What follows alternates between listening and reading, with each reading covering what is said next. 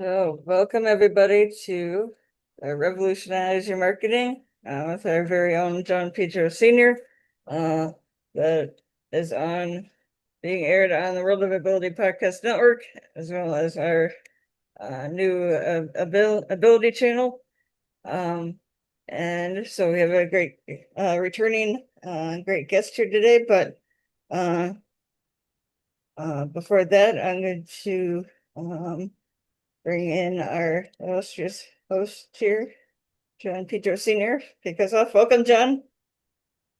Emily, and how you doing tonight? Good. How are you? I'm doing great.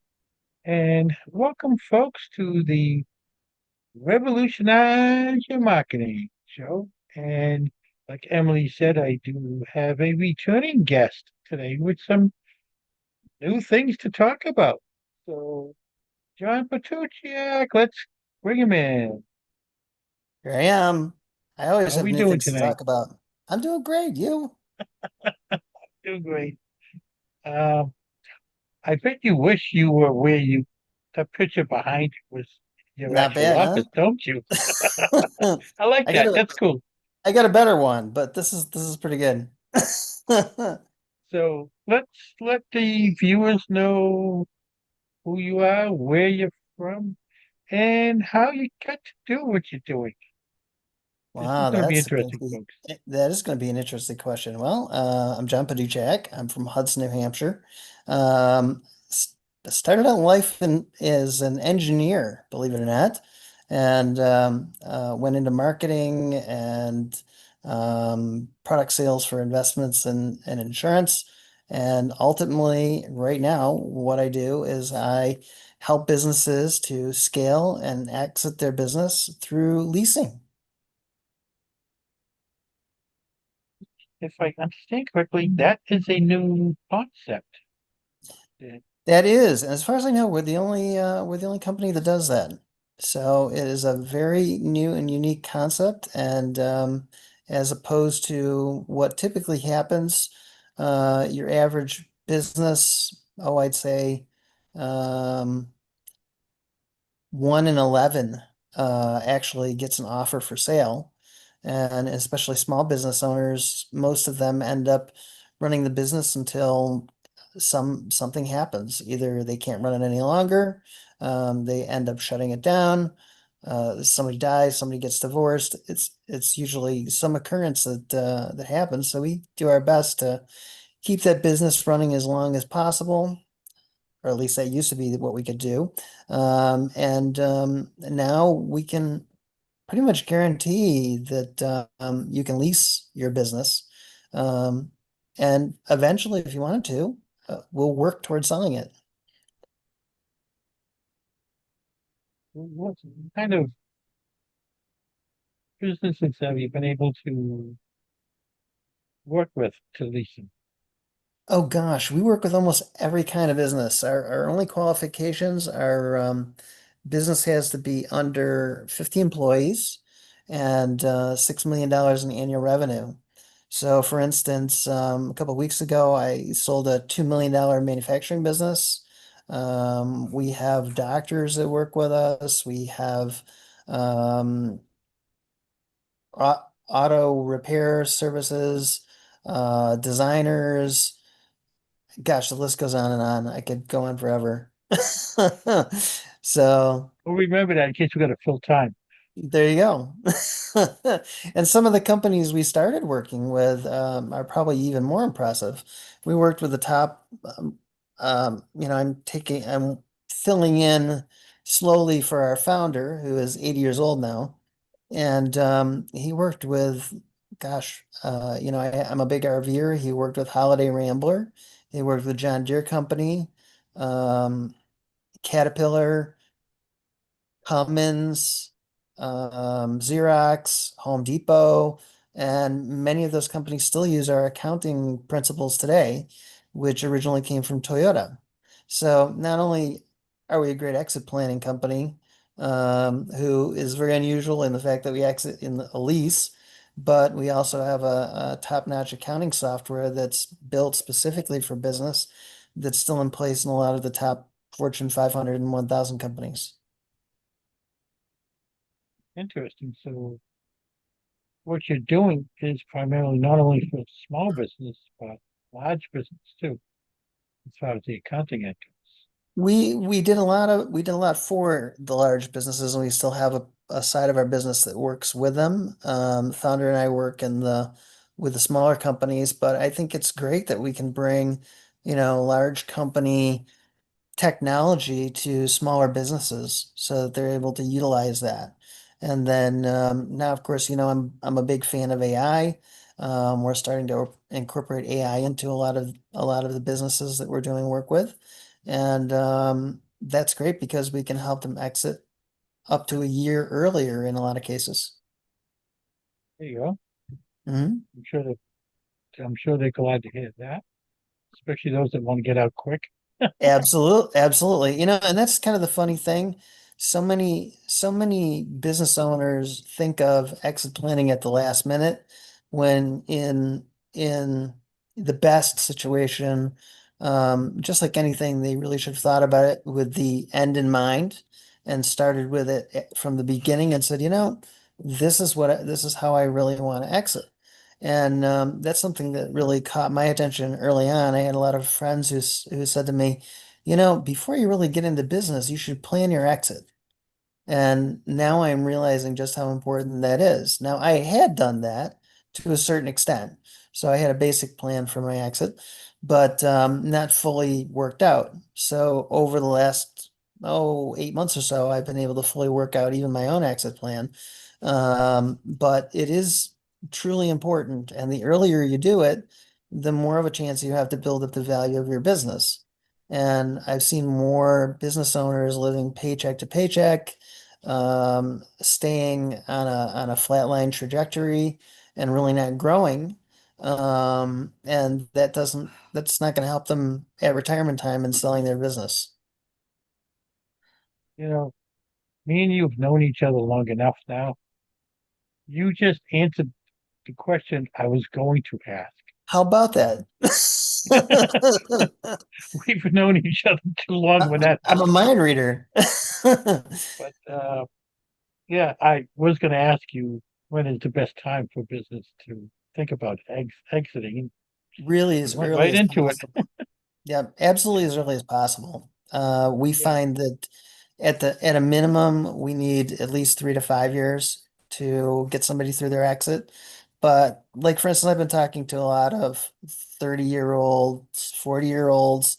I don't think I would have ever talked to those folks before. Had my mechanic over the other day, working on my RV. I've got a 32-foot RV. And he said to me, he goes, I've been listening to you talking on the phone, and I want to have a real business like the people you're talking to. How do I do that? I mean, can you actually help me do that? I said, of course I can. I wouldn't be talking to people on the phone about it if I couldn't do it. So we're talking now, and he's 34 years old, got a great business going. Lots of potential. But imagine he's got 30 years before he's probably going to look to get out of it.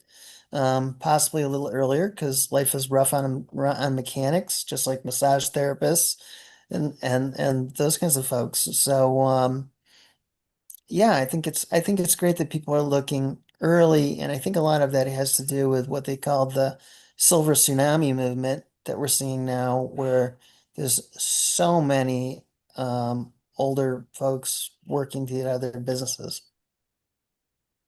yeah. Um, I know a couple of businesses that they third generation of running the business. Their kids don't want to keep it going, Yes, and they have a hard time finding somebody that wants to, and they just end up closing down. happens all the time. And Uh, I think one of the reasons we were talking about this the other day, I think one of the reasons that our children don't want to take over our businesses, it's a whole different generation. They've watched their parents slave over working in their business, not have the free time they'd like to have, all of these things, and they go, I don't think I want to do that. And I watched that happen with a number of business owners' children. And but yet some parents raise their children in the business. Like my father raised me in the business. My daughter really doesn't have an interest, but my son does. And so he and I regularly talk about, business stuff, and, you know, hopefully he'll take over some portion at some point. But we'll just have to wait and see. Yeah, it's like the alignable platform. My daughter got me involved in it, Hmm. which you're well aware of. Yes, I And am. she hasn't been doing much in her business for the last, say, year and a half, 2 years. She's been, between the last couple of days, doing some rebranding and some Nice. reorganizing. And she won't let me even see what she's rebranding. She goes, no, not till it's done. That's all right. So, The good thing um, is that she's interested in it now, and she's starting to take notice, and you know, she's got the talent to do that. And so I think that's good that she's taking a look at it. yeah, I mean, you know how she is. Um, I got her involved with me in a way, a little bit, but yeah, the thing is with kids nowadays too, they got to realize that, yeah, they probably saw the parents and grandparents putting all this time into business, but Hmm. they also have to realize they have something that their parents and grandparents didn't. They have AI. They do. And it was a different world then in a lot of ways. It's not just AI because it's kind of funny when I started working with the founder of the company that I'm working with in Milwaukee. Um, I realized that, wow, some of and I'm a big believer in new technology and AI and all the things going on. But I also was particularly impressed that there's a lot of older marketing techniques that still work amazingly well. And Yeah, we don't often give them the credence they deserve.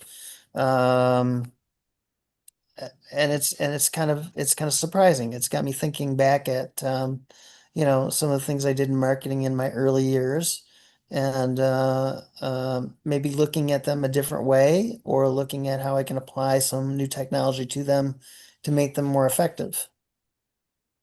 yeah. I'm finding out myself with AI that, yeah, the, some of the ways can still be incorporated with using the AI too. Hmm. Um, Absolutely. let's talk about the different things that you do with AI. Okay, we can do Let's go that. down that road. Let's go down that road for a minute.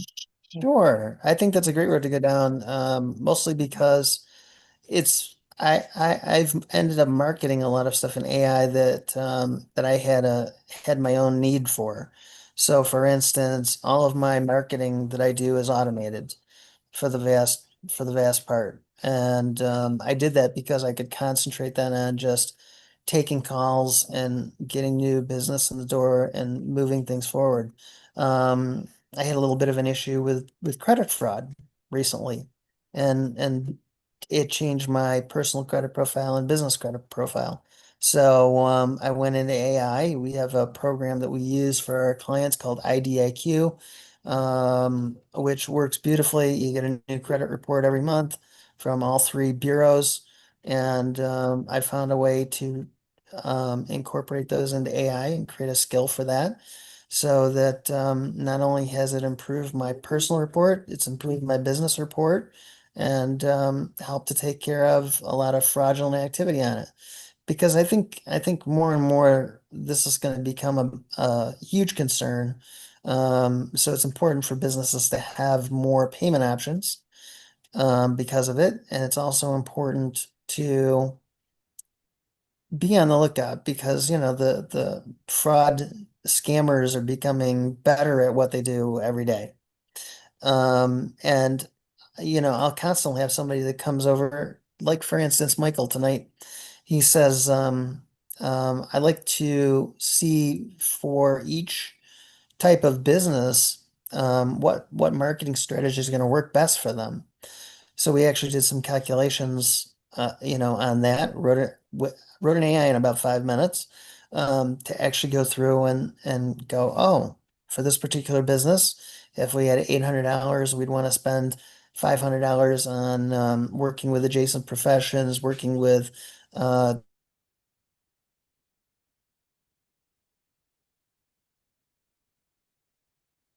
Lost yourself.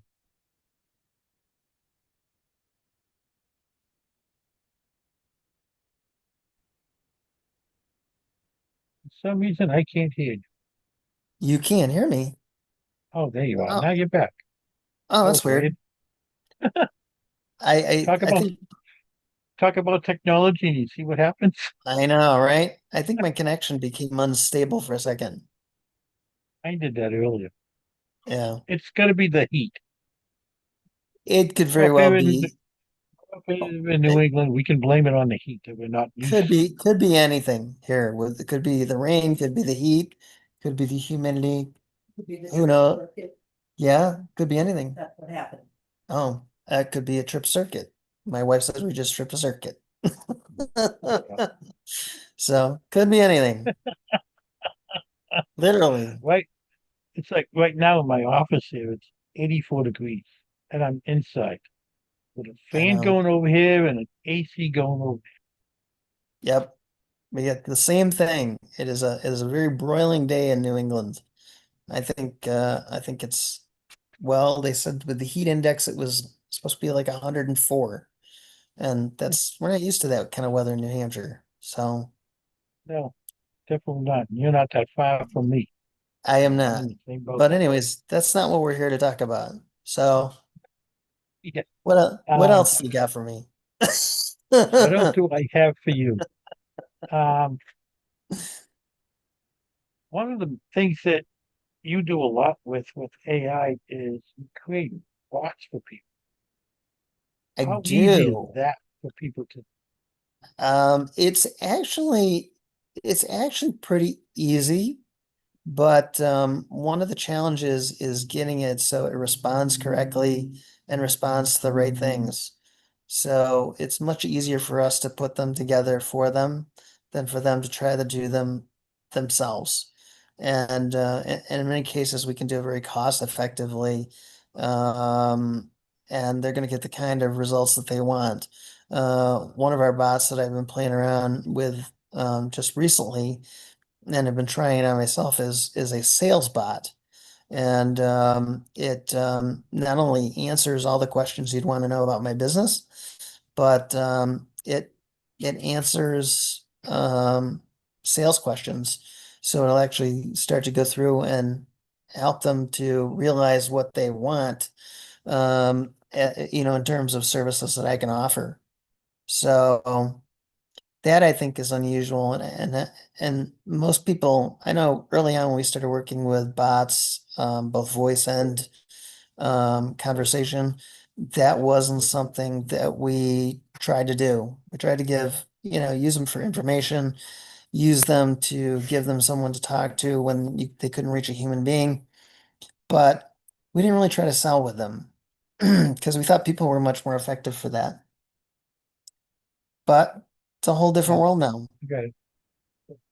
Yeah, it's it's just so many pieces of AI that it's hard for people to kind of like make them work together.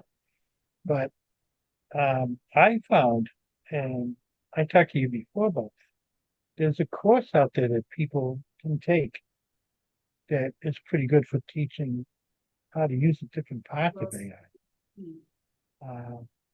I think you were playing around with that for a while too, weren't you? There's several different courses that are around that are really, really good. Google has one, Microsoft has one, IBM has one. Those three are free. And then Coursera has a number of different ones. But there's a number of great places to learn the basics of AI. And then the most important thing is to just pick a system or a couple systems and start to dig in.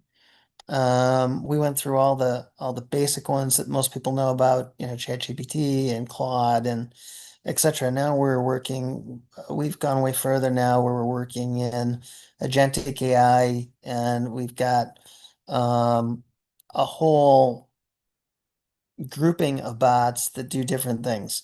So it would be like having an AI department of bots. And so one does research, one's the office manager, one works with our go high level accounts, and the list kind of goes on and on. They work in specific areas, ads, they could literally work in any department we program one for.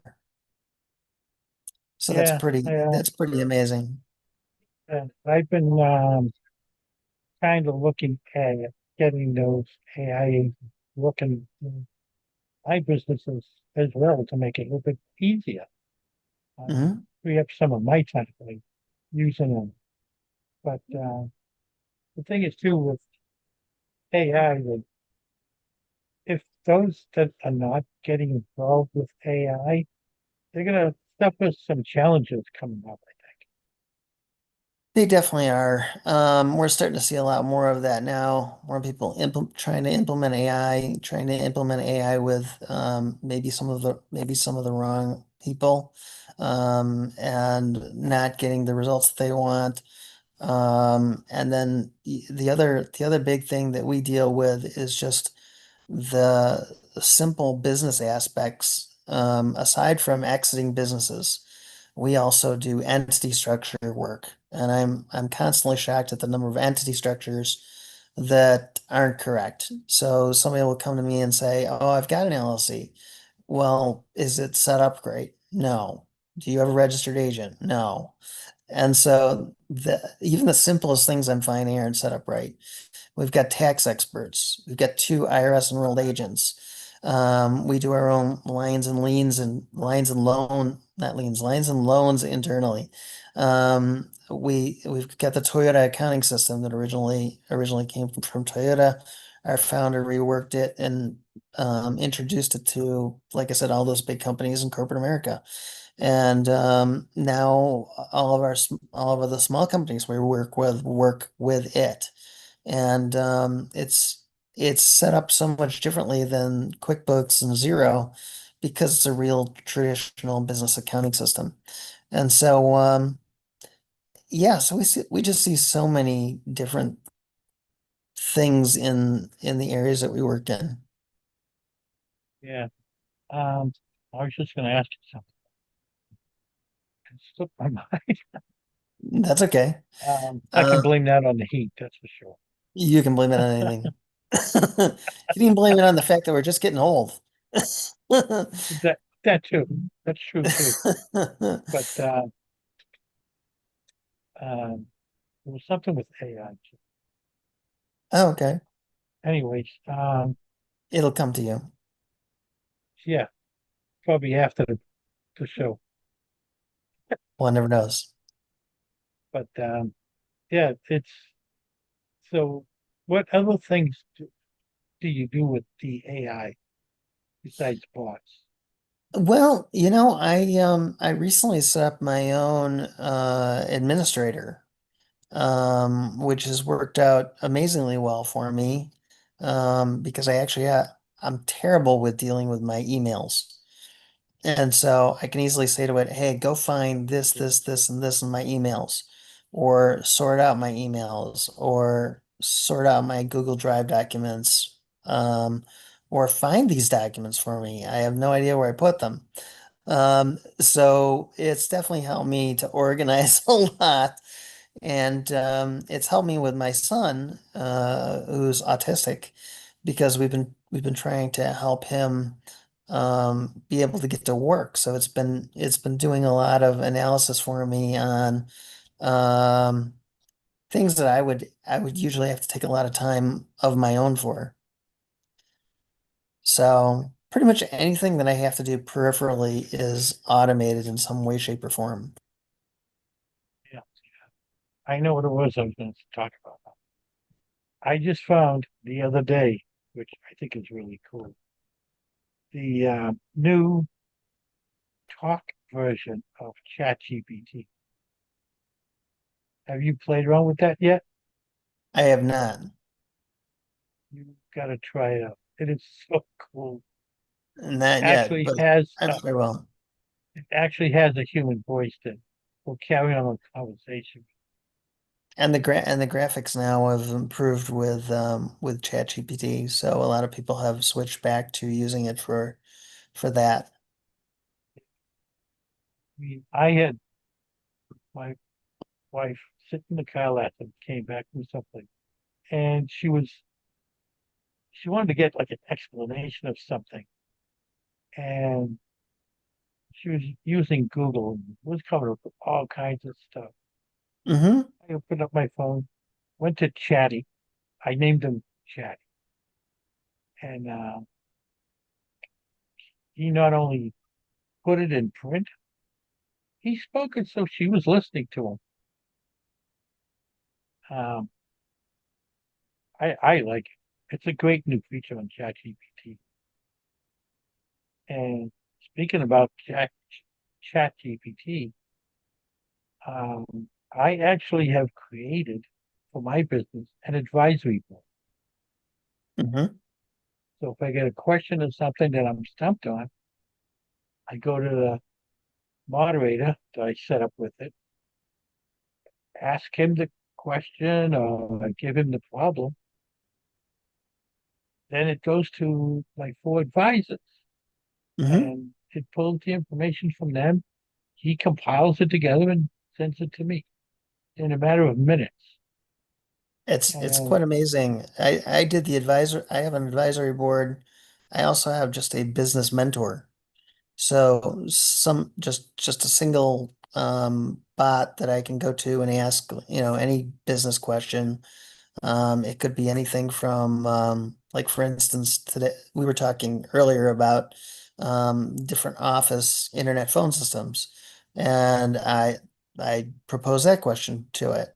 What would you be doing if you were me and you have the different tools that I have? And I'm constantly doing this for solutions for mailing, for just about any business thing that I need to go through, just to make sure, if nothing else, it's a good sanity check. And yeah, there's a lot of great things that you can do with that because it knows those people's personalities. yeah, And I've seen people use for board of advisors, back as far as Abraham Lincoln. Because yeah, hey, they all have different things, maybe not the time period, but um they all had unique ideas. yeah. And it's like my advisory board when I did it, I asked for four. I've since added a fifth one to it. And Mm, it just went in and it took the top people in four different aspects of marketing. mhm. And one of them that it picked, um, which actually shocked me, is Damon John from Shark Tank. Well, it's not terribly shocking. It's like having access to Damon John 24/7 instead Hmm. of $10,000 an hour. Sure. Another one that it set me up with is Norm Patel, Hmm. another one of the top marketers. So it picked the top people in different aspects. And I've been using it for since last summer. Yeah, Anytime I have a problem, I can't figure it out, I go to the advisory board. it's a great way to figure out those types of things. We all need a sounding board, and sometimes we don't have another person around, or that other person that we do have around may not have that skill set. So, no, it's makes a I'm big actually difference. tempted now. I Now I got myself curious. I got to try that voice thing with the advisory board. See how that works. If that works with the advisory board, Sure. I guess I'll be playing around with that tonight after this. Now you got something new to play with. But anyway, so I'm doing the time. Um, um, so yeah, let's bring my co-host in if he's available. Kurt, are you available? For you, John, I'll make myself available. How about that? There you There go. you go. And Now, Kurt's which out one in, of you do you think I was talking about? I'm sure you're going to have some questions for John. and Kurt's out in my favorite new neighborhood. I finally ended up getting back to Milwaukee after all these years, Kurt. Back in the 90s, I started out there for the company I was working with, spending a lot of time back and forth from Boston to Milwaukee, and it's funny, I've come full circle after 30 years. I'm back again. Very good, very good. So with this conversation, John Paduchak, Yeah. we're on this live stream. We're using YouTube.com, Instagram. We're using tools like StreamYard and Restream, and we got a show going on right now. So John right now, he produces, Revolutionize Your Marketing show. We're booking guests and things like that. What is the role that you see or have you experienced the role of AI in what we're doing right now, podcasting? It's funny you should ask. Both Michael, our founder, and I have been looking at creating our own AI uh, um, clones to do to do some of the podcasting type stuff that we do on a regular basis, or to be able to share our information at times and we just can't do it personally. And so that's certainly been a big role. We actually set up an agent for podcasting that we're working on right now that goes through and does the show notes and does a lot of the different things to make sure the show goes on. The show notes are kind of a big deal, take up a lot of time sometimes. And with a good transcription, it just makes putting them together so much easier. So funny you should ask a lot of things. We've done quite a bit with podcasting, done quite a bit with video. I suspect I have two TV stations that I have yet to put into activation, and I'm sure we'll be doing a lot with that. We started two Beehive newsletters, a friend of mine and I. Mine is for RV entrepreneurs. A good chunk of that is researched with a group of AI agents. So there's a lot of stuff that we're doing with AI towards podcasting and video, etc. But that's a great question. Thanks for asking. Yeah, absolutely. Good stuff. That's my co-host. I know. Oh, and the last thing I was gonna say, the video clips, because you know how difficult it is to find a good smart video clipper, and that's a real great thing to do with AI. Use it to create, video clips of full podcasts for social media. So that's worked super well for us too. Okay. So, next thing I can, have you run with is, with this show, we have Emily Gomer here acting as our podcast assistant. She's a virtual assistant, and she also does scheduling. So what are you seeing in that realm with, folks who are doing these types of services for clients? How is AI helping VAs serve more clients and do it better? I am so glad you asked that question, Kurt, because I think overall, so many people have looked at AI as replacing VAs and replacing, people who play a smaller role. Even some of the larger companies, Salesforce immediately comes to mind. the CEO of Salesforce said, I'll never let go any of my employees. They're so important to me. And then the next day he implements an AI army that puts half of them out of work. And so my whole goal and my business partner, we've always said anything we do with AI is simply to make the people who work for us more productive and keep them in their zone of brilliance and whatever that is.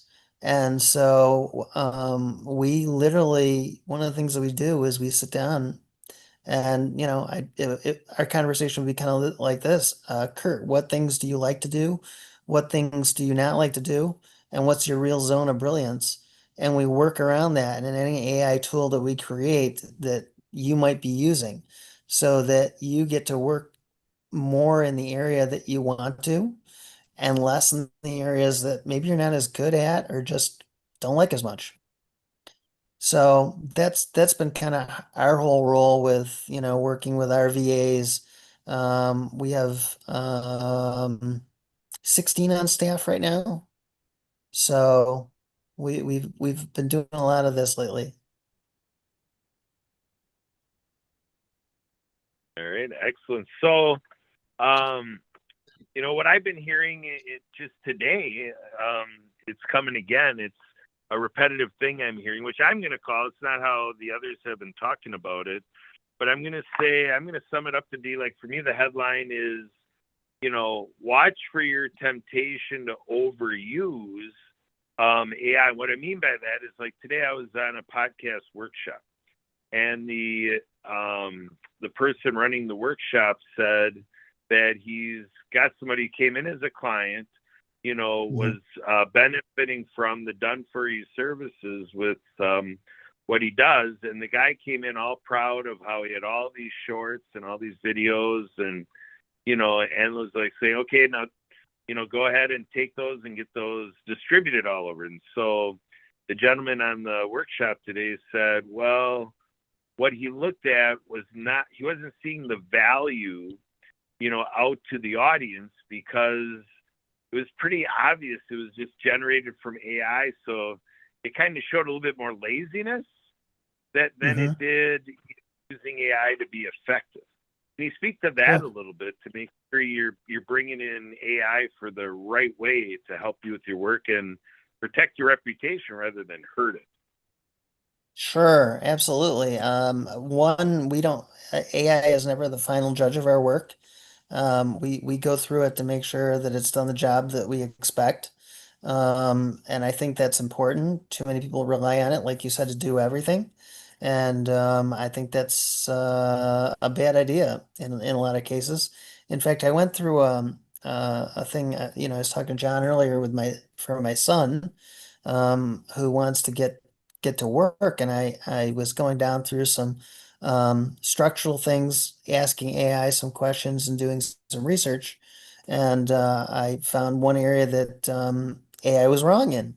And I know this because I've been working with two IRS enrolled agents, and it's saying, well, the IRS frowns on this particular aspect of LLCs. And I'm going, oh, that's interesting. Not in my work with two IRS enrolled agents, it doesn't. And so, it's important to check those facts. And the other thing that we do very frequently, and I don't think a lot of people do, is we ask it for references. Oh, where are you referencing this from?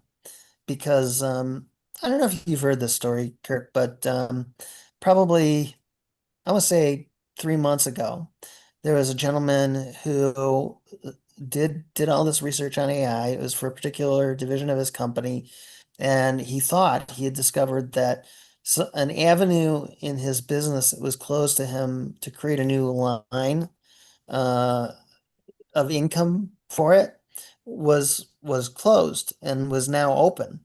And so he had discovered this using AI, and fortunately, the next step he took is he went to his attorney and he said, "Hey, I understand that we can do such and such now. When can we get started?" And the attorney's like, "What do you mean?" And he goes, "Well, I just checked this out in ChatGPT, and it said that we can do this whole thing that we had wanted to do like years ago, that we couldn't. And well, ChatGPT was missing a few important pieces of information. So the attorney said, no, we can't do that. We will probably, be in court over it. And we don't want to do that. So they immediately, started to check what the references were, and ChatGPT took a particular reference incorrectly. And if they had gone forward with that, it would have caused them a great deal of trouble. So anything like that is super important to, get references on, find out where it got that information from. Yeah, And you're I ran kind into of that tonight.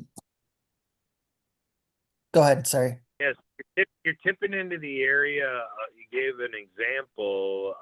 It exemplified a few things, but the one thing it brings us into is AI governance.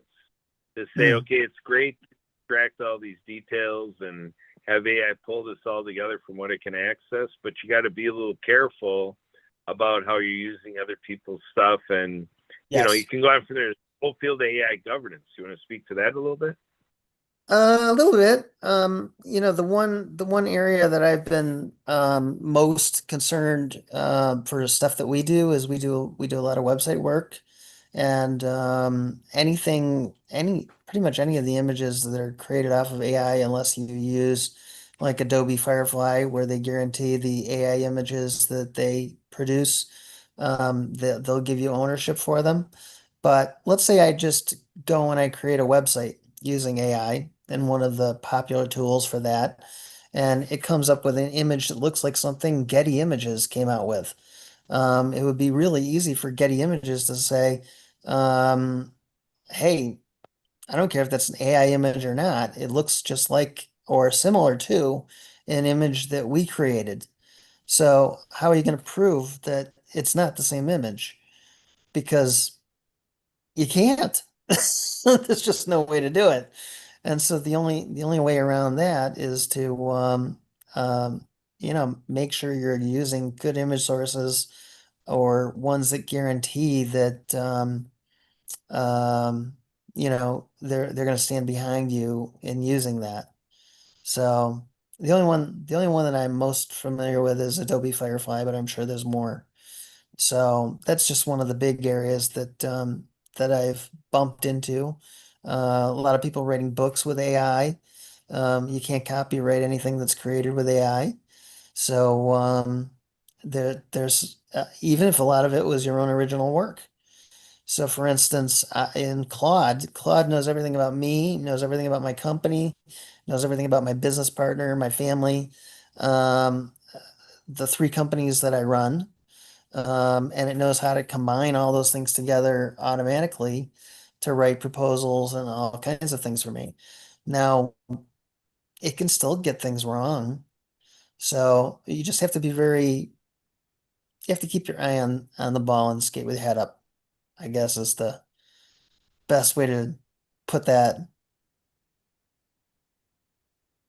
Yeah, exactly. So yeah, the year here has been very very extensive in your field of AI, and Mm. with my following it, I'm following how AI, the AI field is doing stuff like between AIs. So you got one AI tool interact with another, one AI entity interact with another. So AI interaction is starting to be a model of like we interact. Like right now, we're interacting as human beings in this podcast, the three of us. But Sure. in the AI realm, it could be three AI personalities interacting, and that's becoming a whole dynamic in the field in terms of determining where it's useful, where it's not useful, where AI Mhm. starts making stuff up. You want to speak to that a little bit?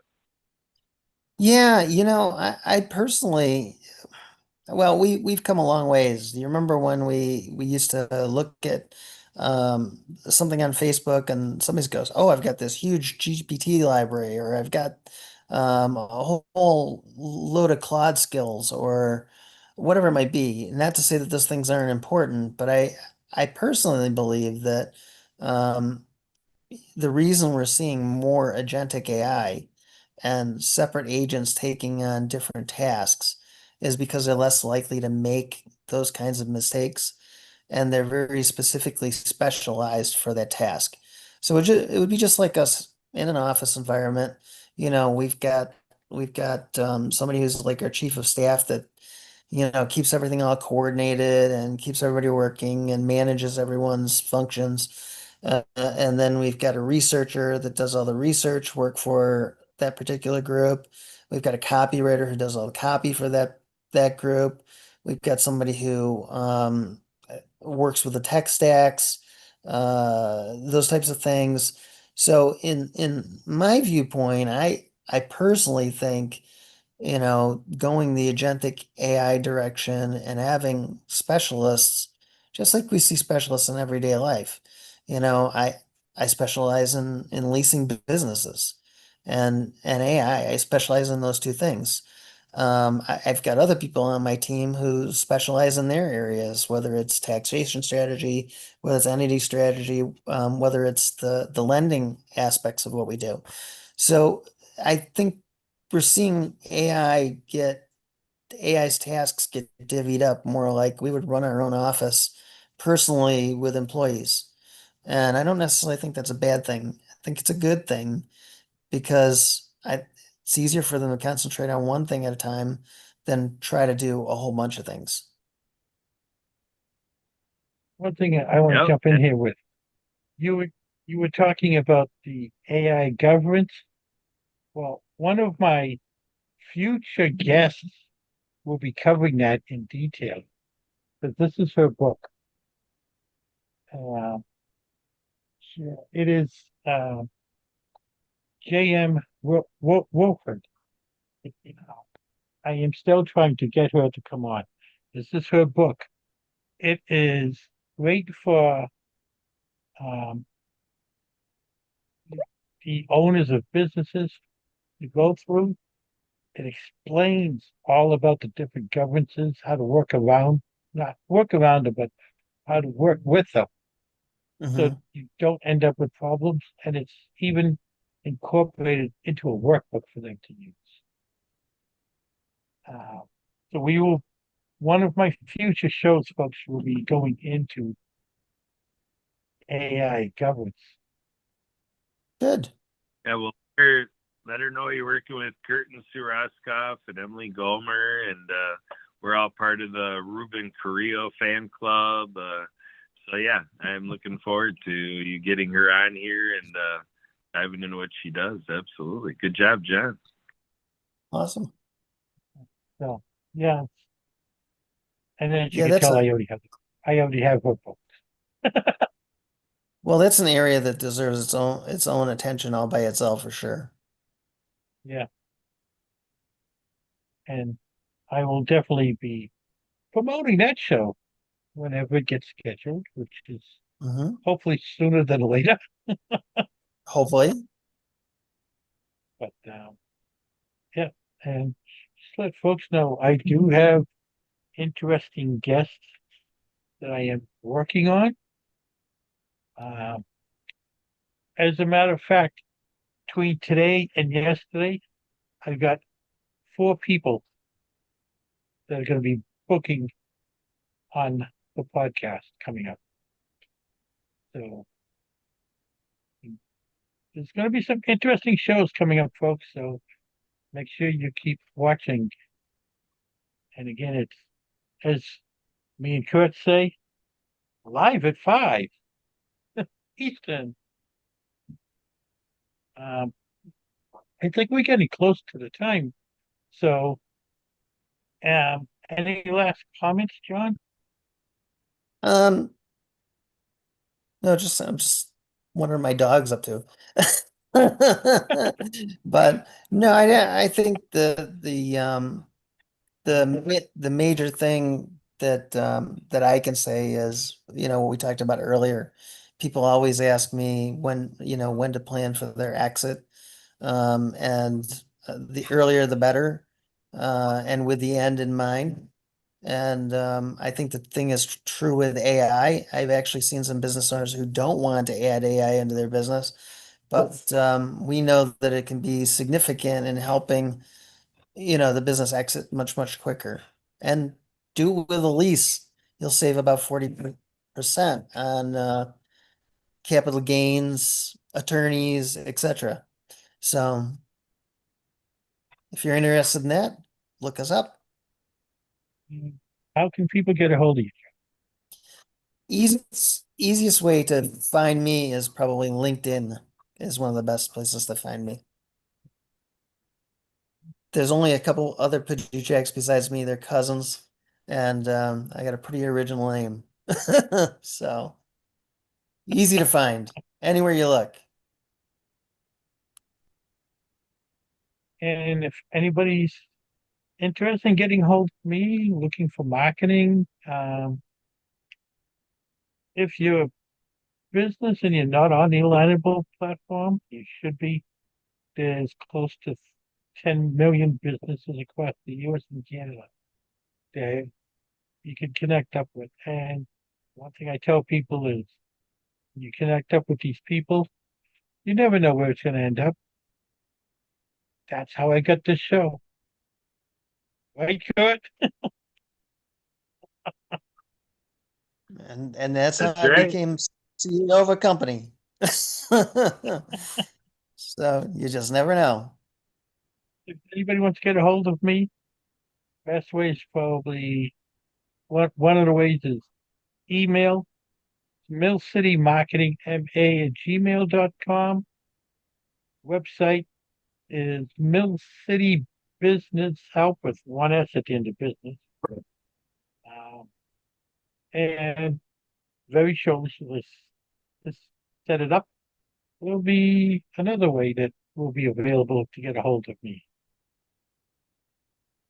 Correct? Over to you.